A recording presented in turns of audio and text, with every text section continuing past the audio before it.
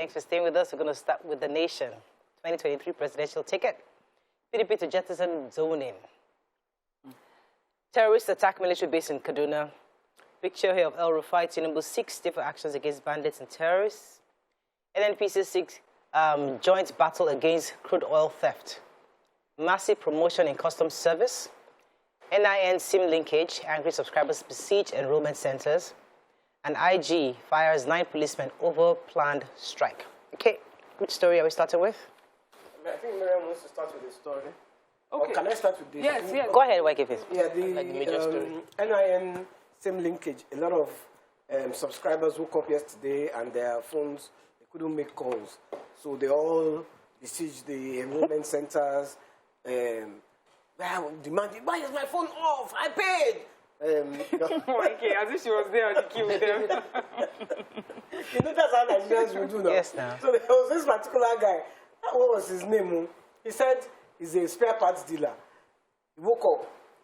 He put on his MTN. It wasn't working. So he used his 9 mobile. It wasn't working. So that's why he's here now. Do you know why he's... So they asked him, they said, why didn't you link your... He said, hey, he didn't know now. He didn't know about it. What was How it? to do it? He didn't know how to go about it. But it's just 2 seconds to do it. Can't they just do it right away? I think it's stuff. It's the number of Nigerians who will be affected by this. We're talking about over 70 million Nigerians. 72 million to be precise. Another one said the mother refused to pay the 2,000 naira. That's why he didn't do it. But now they have given him the 2,000 naira because he won't do his jam. So, Really. But to understand, I thought to link it was just star 75 or 785. Registering. Some haven't even gotten the NIN. So those that don't have NIN now have to get it in order to link. So, for me, it was easy because I already had the NIN, so I just on my phone. But then it's also important to note, many times we blame government for a lot of these things, but we can bear witness that government gave us enough time, many extensions, and Nigerians did not. Just the same way they don't pay taxes, just choose not to pay. So we have police, 9 police officers have been dismissed by the IG of police for their roles in the botch strike by rank and file of the institution. So their names have been listed. There were 2 inspectors, 5 sergeants, and 2 constables. It took, they said, intelligence. They were able to track them, track the calls, and some of the information that they had shared amongst them towards this planned strike by police personnel. And they've been asked to be decatted and, immediately they were asked to also leave their accommodation. And this was to be done immediately by all the police commissioners. I didn't hear about this strike. Did you hear about it? I read about it in the paper some time ago. Yes, we did. But the police denied it. Okay. Funnily enough, the police said, no, there's nothing like that. And now, sometimes it's sacked. There was something like that. They are sacking some people. Okay, so I was going to... Go ahead. Drama happened in Ondo State between Amotekun and the military, the soldiers. Apparently, the Ondo State Security Network, Amotekun, have a law within Ondo State that is anti-grazing. And so they saw cows, about 100 of them, cows, and they seized the 100 cows for violating the anti-grazing law, only for them to get a response from the soldiers who said that the cows belong to their military boss in the barracks, and so they cannot seize those cows. And the Amotekun said, we have a right. We saw the cows, and the owners of the cows must come and bail the cows and pay for damages to the crops where they were grazing. And so this led to fisticuffs, that they were fighting. They shot into the air over misunderstanding of where is the cow.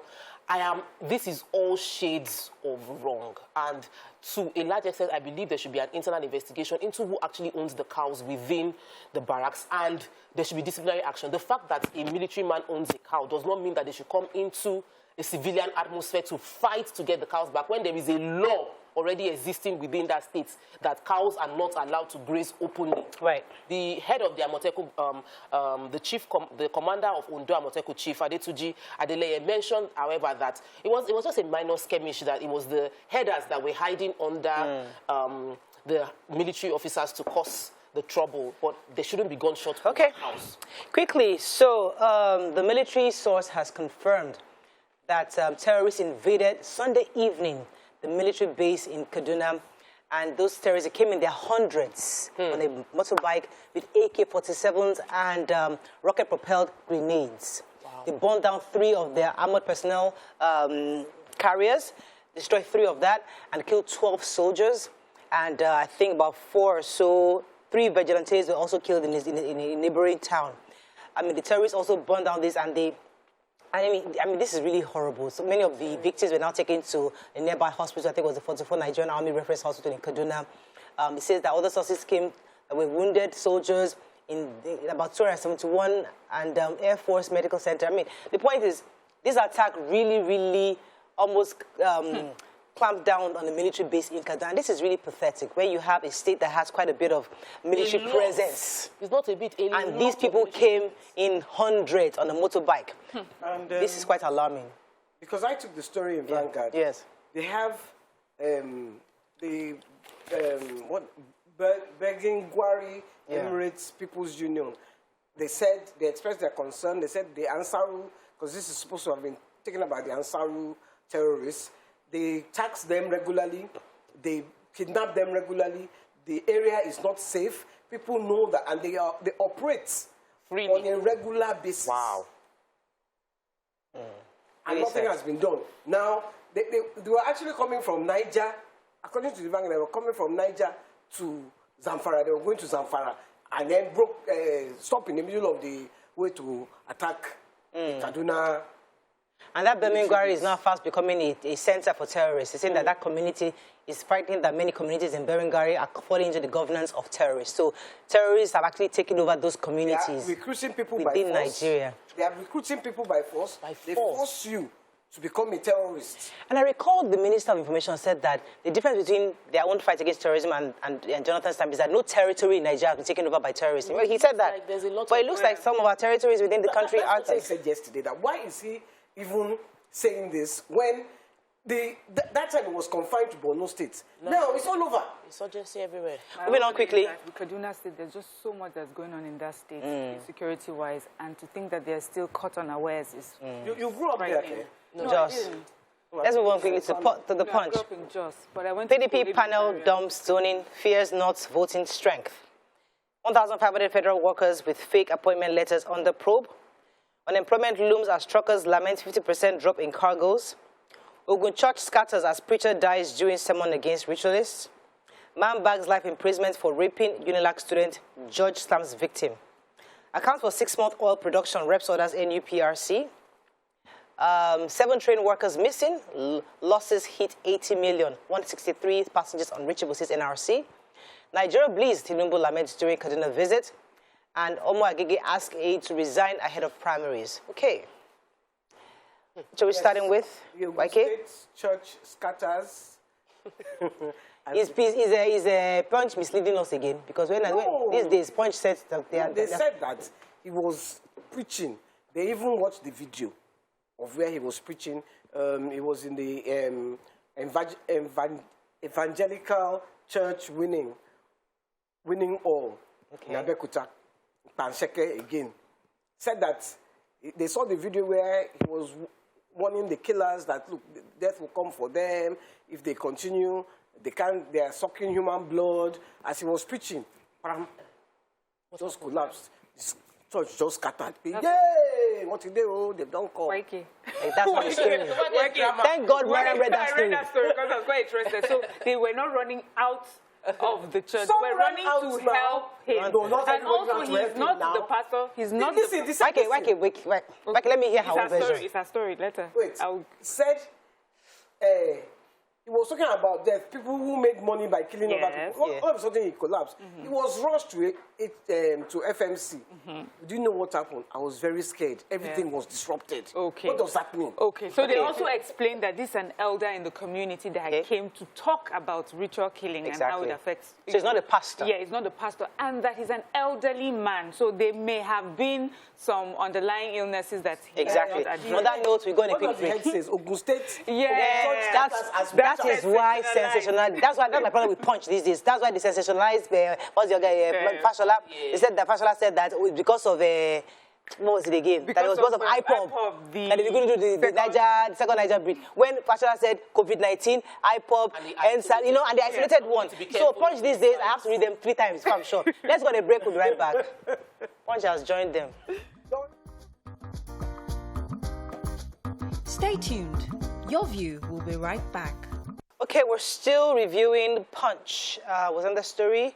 Who has the 7 train workers? Yes, go ahead. Train attack. So this is from the NRC, and the managing director of NRC, Fidet Okiria, is giving, I think they said this is the 6th update he's given, and he's saying that he stated that 191 passengers have already been confirmed saved. We knew that, but he says that there are a few others who are still missing. 100. They are still not able to establish contact with 163 passengers as of the last update that he's given. He also said that 46 phone numbers on the manifest are still either switched off or not reachable since Tuesday morning. 33 phone numbers on the manifest are ringing, but no response on the other end. 62 phone numbers on the manifest, when called, the response was non-existent. 22 persons have been reported missing by their families, and of course we are aware of the 8 persons dead. They also gave us the crew members on the train. They said that there were 20 train crews on board. 7 of them were NRC staff. 10 of the janitors, they had 10 janitors, 6 are okay, 3 are missing, 1 sadly dead. And also on board were caterers. 2 of the caterers are missing. Concerning the coaches, they said one of the coaches has been derailed, and a lot of work is being done extensively on the rail lines to, have the train working again. But they said that as of today, as of the last update, Nigeria has lost about 80 million naira. So they took us back to when the Minister for Transportation had explained that per month, that particular rail generates 300 million naira for our economy, and that even the money made from the Abuja-Kaduna rail is what has been used to help develop the Lagos-Ibadan rail. And so in the 8 days that we have not had, we've lost about 30 million naira. So this is how much it costs us monetarily. Right. Of course, we cannot take away the loss of lives and the kidnapping and so on. So, if the phones are ringing, why can't you trace them? Honestly. It's the fundamental question we've been asking, but we don't know what's going on because it seems so basic, but still as simple as it sounds. It always looks complicated. But it works in some other areas when it is big people. It works. Yeah. They I trace just want to hope that this is some sort of intelligent security way of not telling us exactly what they're doing, so that they don't tip off the other. Possibly, yeah, that's true. I mean, so there was I know I've been following the PDP story. I know yesterday there was a meeting. Remember that a 37-man committee was raised a while back to agree on the zoning pattern for PDP, and based on a few days ago, they were going to choose between, the candidates were split across 3 lines. So there were those who were saying that let's open it up for the delegates to choose. Others said let's have a consensus. Another said no, let's move zone to south. So the committee finally came out yesterday, and they said that they're going to open it out. So what all that means is that people will then let you test your popularity. You go out there to see who let the best man pretty much win. So if the delegates are going to choose who their candidate or flag bearer would be, they'll be the people will be the ones to decide. And I think this is an interesting part of democracy playing out, where it's not about let us agree amongst ourselves or let us zone. It's about what the people want. And I think this is a good problem for PDP. We'll see how that goes. The government. The funniest part of that story, I read it in the Sun. Yeah. And it says Autumn didn't tell them what the outcome of the meeting was. But when they saw some of the southern leaders coming out, they were looking very miserable. So they kind of knew exactly what happened. Yeah. So Autumn said he's going to send the result to NEC and to INEC directly, and they'll be the ones to. Please, let me take the story of 1,500 federal workers with fake appointment letters, because I thought that with all the processes that has been done over and over again, we won't be finding this out. Apparently, they've been getting paid because they were found on the IPPIS. They are saying they would delist them from the IPPIS. That 1,000 fake appointment letters was from one ministry. And then 500 people had fake appointment letters from other different ministries altogether. This revelation came from Dr. Folashade Yemi-Eson, who is the head of civil service of the Federation. She was speaking about how the ministry would continue to entrench transparency within its processes. I just feel like we've heard so many about ghost workers, like I'm tired. To now hear that there's a different dimension, it is now fake letters of appointment, and then they get to work. Who is giving there must be investigation. It wasn't just about delisting. It wasn't just delist them. They mustn't just lose their job. They must be prosecuted. Yes, it's really wrong. This is, I mean, this is also we the people. Yes. You're in the vantage points. You give know letters. you have the letterhead, and you know who signed off. Right. Vantage point. Yeah, a reflection of the government. Daily Sun. 2023 PDP dashes out hopes, throws presidential ticket open. Government speakers meet Friday over insecurity and other challenges. INEC reads Riot Act to political parties over conduct of primaries. NLC warns presidential aspirants and others against 2023. The Nigerian Guild of Editors asks media to monitor compliance with Electoral Act. 12 soldiers, 3 vigilantes killed as terrorists attack military base in Kaduna.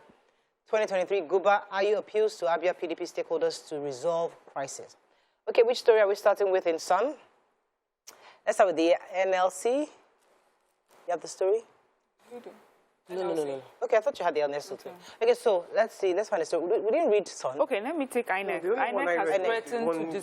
INEC has threatened to disqualify any political party that fails to adhere strictly to its regulations and guidelines for the conduct of the 2023 general elections and conduct of the primaries of the 2023 elections. It names so many of the guidelines and says that it's important, you know, that the parties follow these guidelines strictly, or else their candidates may be disqualified, you know, primaries cancelled and things like that. So there are quite a few of them, so many of them, and I think that people should take the time out to read what it is, and parties to pay attention to what these guidelines are. We need to do things well.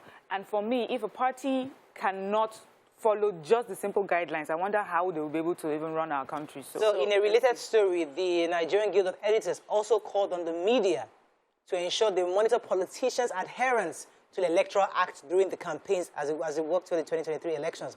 According to them, that we should be setting the agenda, not the politicians. They said that we should ensure that the political parties have the capacity and would not divide us on religious and ethnical grounds. They also said that the media should interrogate promises by candidates in the 2023 elections to ensure that they do not deceive the electorate, and that there's a high task ahead of us to ensure that we are not bipartisan or partisan, not bipartisan. I wanted to take the story of governors about the insecurity challenges happening around the state. All the governors under the auspice of the NGF, as well as all the speakers of the state houses of assembly, will be having a meeting this Friday in Abuja. The focus is to discuss, 72 participants will be coming together to discuss how to chart and provide security holistically for each state. Now, I know many of our Nigerians, we have lots of ideas. We have many security experts. This is the time for you to quickly send that letter, that memo, that idea, proposal to all your state of assembly or to the governor to see if it can be used to influence the meeting this Friday, because we all hands must be on deck to secure this country. Because we all have ideas. We can speak on TV, the talk, I'm a security expert. All of them are doing I'm a security expert. on Twitter, they're security experts. Yes. Instagram, I work for FBI. Experts. Send your proposal now to the governor. I work for FBI, I work for CIA. You think of intelligence, count that English. Take it to this proposal and let us get it right. Okay. Right, our final paper, the Nigerian Tribune. Let's see how much time we have. Let's find a story we've not taken. 27 million pupils enrolled in primary schools nationwide, says UBEC. West Africa faces worst food crisis as 27 million people suffering from hunger, and 11 international organizations say. Lamentations as food household products prices soar nationwide. Evil spirits dwell in the minds of Nigerian politicians, says Gani Adams. Danjuma to chair Awolowo Foundation 30th anniversary seminar. Political parties must conduct democratic primaries, says INEC. Okay, which story are we taking in Tribune? Okay, let me take the what West Africa faces worst food crisis, 27 million people. So first of all, it was the former Nigerian ambassador to Ukraine, Mr. Frank Iso, and you know he was just giving us, drawing us a picture of how this Russia-Ukraine war would affect Africa, and it's already affecting Africa.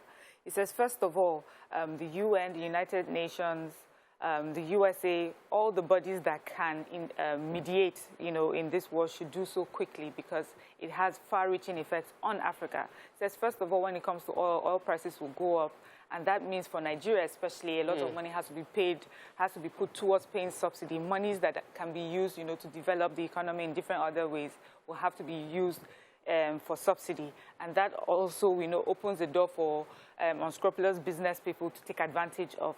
He talks about food crisis. He says Nigeria is one of the major importer of wheat from Russia and Ukraine. And this ongoing war would mean, higher prices in wheat, in food made from wheat, especially bread. He just showed how bad this would be if nothing is done immediately to, counteract that. And also just the picture of how food prices are soaring across Nigeria. We have a lot of people in different parts of Nigeria just talking about, the prices. So I want to quickly take the education story. Good news. We have 27 million pupils enrolled. Actually, 22. Yeah. 27 million enrolled in school. Good news is that the difference between male and female learners isn't much. 52% of the enrollment is male, 48% female.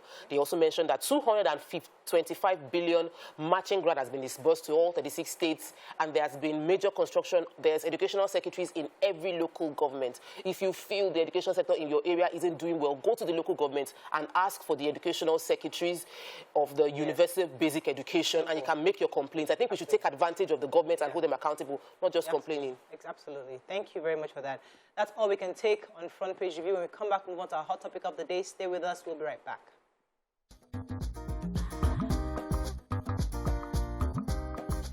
Stay tuned. Your View will be right back.